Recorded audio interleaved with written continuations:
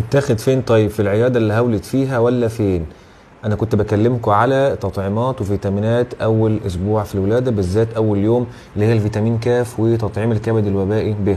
بس خلي بالك خلي بالك خلي بالك، نولد في عيادة انا لا انصح بها اطلاقا.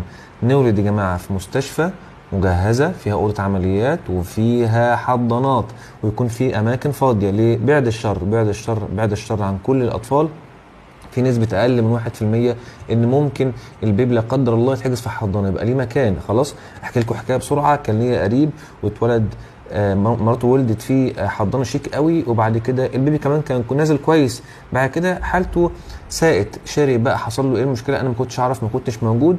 وبعد كده فضلوا يدوروا على الحضانه، مش عايز اقول لكم النص ساعه او الساعه اللي فضلوا يدوروا فيها دي كانت معنوياتهم عامله ازاي. كانوا بيجروا في الشوارع لان العياده مش مجهزه لاسعاف الاطفال اللي عايزين يخشوا الحضانه.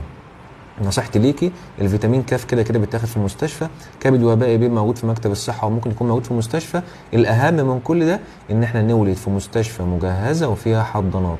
شكرا.